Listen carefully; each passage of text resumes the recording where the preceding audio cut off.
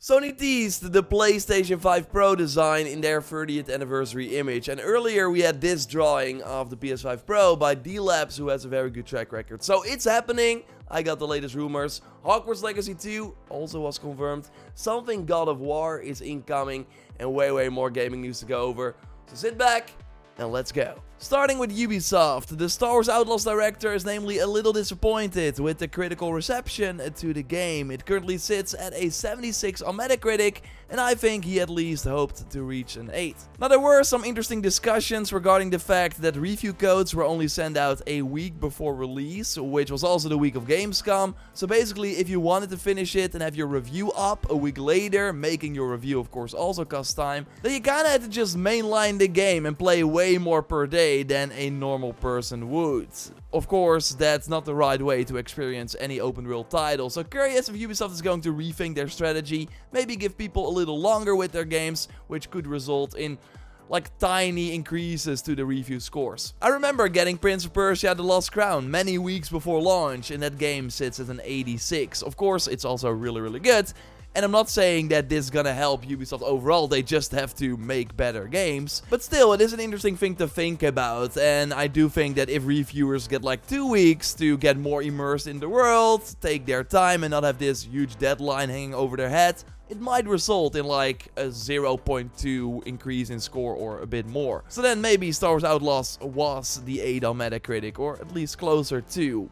Right now though, the stock from Ubisoft hit a 10-year low because investors expected more from Star Wars Outlaws release and are now slashing the sales forecast by 2 million. They are predicting 5.5 million units sold by March 2025, so that would be in 7 months. For comparison, Jedi Fallen Order sold double that, and in 5 months. In early sales data from the UK, we also see that Outlaws sold 55% lower than Jedi Survivor last year. And you have to remember that Disney is going to take a 25% cut, then Sony and Microsoft on their platform are taking a 30% cut as well.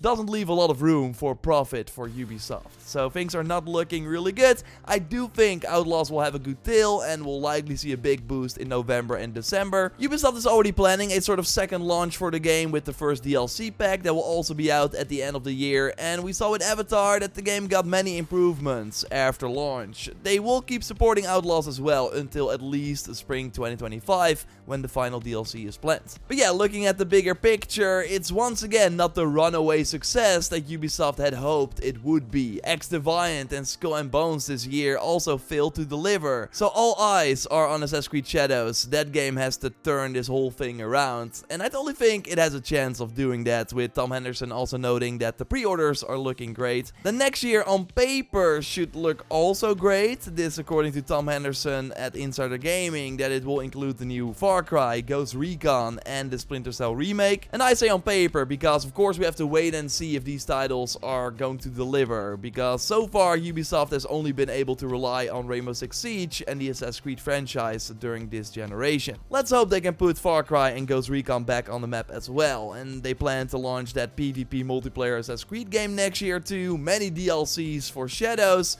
so I do think it can only go up from here. Looking at the stock, it can only go up from here, you would think.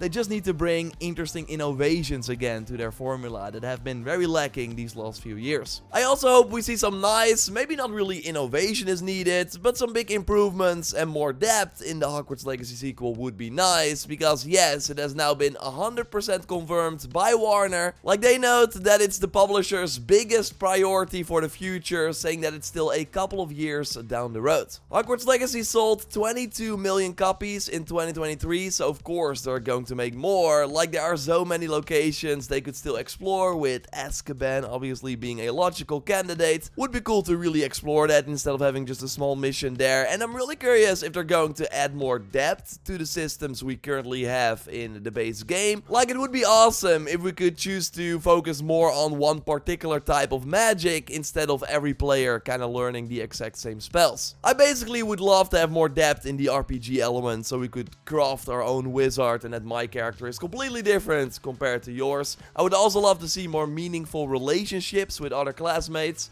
yes, including romances, or where he could really choose to become a dark wizard and go on a killing spree GTA style, but that it will then also have consequences. Maybe those things are wishful thinking, because I can also see them keep it once again simple and instead focus on a completely different school that we can explore. Like, I do think the sequel would lose some of its magic if it's in Hogwarts again, even if they open up a lot of new areas in and around the school. I'm curious there what you, of course, want to see in the sequel in the comments down below. I know people would say multiplayer, and I do think like exploring this world together with a friend would be fun, but I hope it's then a separate online mode and not like shoehorned into the single player experience. I really think the sequel should just be another single player game. Like, that would be an easy win for Warner. If they go the multiplayer, maybe live service route, it could go horribly wrong. And let's not forget that we got very substantial rumors from Jason Schreier at Bloomberg that many of Rocksteady Studios employees are now helping to develop a new director's cut version of Hogwarts Legacy. So that is still coming before this sequel, it seems, and could also include those additions to Hogwarts like Azkaban, which then gives the sequel room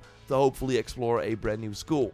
And I would not be surprised if the director's cut gets announced soon at an upcoming State of Play. So let's go over the Sony rumors and some other gaming news. Of course, if you like these big gaming news roundup videos, leave a like. That would really help me out, so thanks for that. And subscribe, because we post one of these every Sunday. Yeah, what is left to say about Concord? You likely heard the news, right? That the PlayStation multiplayer shooter has shut down only 2 weeks after its official release. And that is unheard of. Like, even the day before was live for longer, 45 days to be exact. Now, Concord reportedly only sold 25,000 copies, which, as you might remember, is exactly what I predicted when talking about the open beta numbers a few weeks ago. Like, it probably cost Sony more to keep the game up and running than what they were making on it, and they were of course paying the developers who were working on the post-launch content as well. Now, everyone who bought it is getting a refund, but that really means that Sony did not make a single dollar from this, while the game cost $100 million to make, according to reports.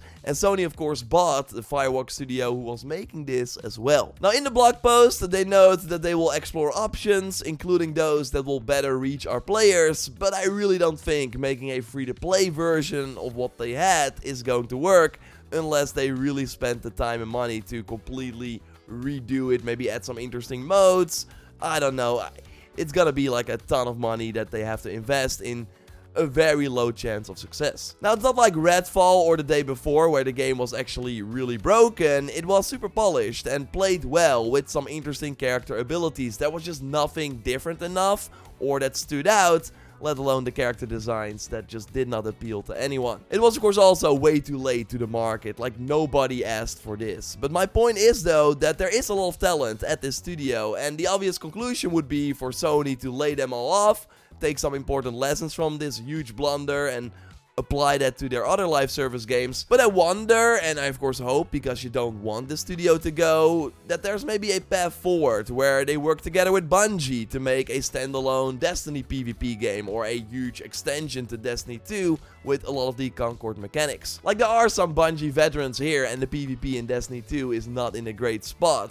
But yeah, that's probably easier said than done, like using Concord elements for Destiny. Still, Sony has a good shooter like developer right now, and maybe tied to the right IP, it could still fill a hole in Sony's portfolio. The question is, do they want to invest more in, what was like their biggest blunder ever? So we will see. I think it's not looking good for them, but I hope they find like a way to make this work. And yeah, I have to imagine that the alarm bells at Haven Studios behind Fair Games have been going off this past week. The reception to that first trailer has been the exact same as what we saw for Concord pre-launch. Now, we do have this report that Sony internally seems very positive about Fair Games, but we heard the same things about Concord, and it's just wild that they did not see this massive flop coming while everyone else could. So Fair Games already had an uphill battle, and now that we know that Sony is willing to pull the plug on a game 2 weeks after release, that's not gonna help Fair Games either. But if they really got something, then I hope they get people playing as soon as possible, like get feedback from actual players, something that Concord could have used as well. Like, keep improving the game over time, build a community, and then launch it in a way more complete state. It's what other live service games have done over the years as well. Still though, if the game you have is not appealing, then you can like keep polishing it, but it will not work. And Sony really cares about their image. PlayStation games have always been about quality, and during this PS5 generation they've been kinda going for an Apple approach, not saying a lot, asking more money for their products, etc, etc.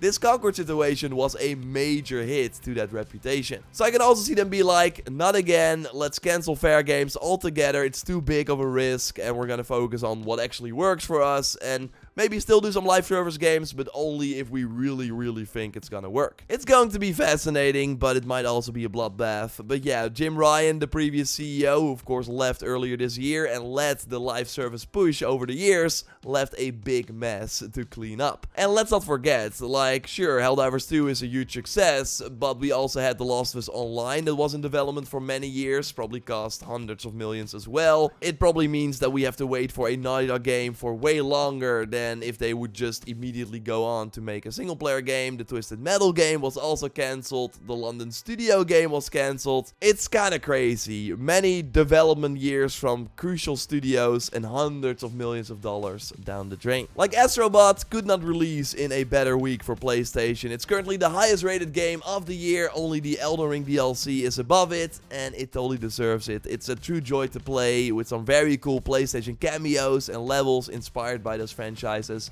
And they, by the way, confirmed that DLC in the form of challenges and speedrun levels are coming. And well, Sony is also quickly going to shift our focus away from the Concord Disaster by announcing the PlayStation 5 Pro. Again, they already teased it in the 30th anniversary image, and we now got Lunatic Ignis, who has been right before, saying that this coming week we likely get the announcement of the system, and then the week after that a state of play on either September 19th or the 20th. And we also got Jeff Grubb, who of course has been right many times, saying in his podcast that it's the last weekish of September, but the last week of September would be Tokyo Game Show. Last year the state of play in September was the first day the week before Tokyo Game Show, so I think that's probably where they will land again, meaning it's on September 19th. I know it's not smart, but I'm expecting quite a lot from this one, and we'll of course do predictions video and go over rumors and stuff when they officially announce it. But yeah, they got to sell that $600, although probably $700 PS5 Pro,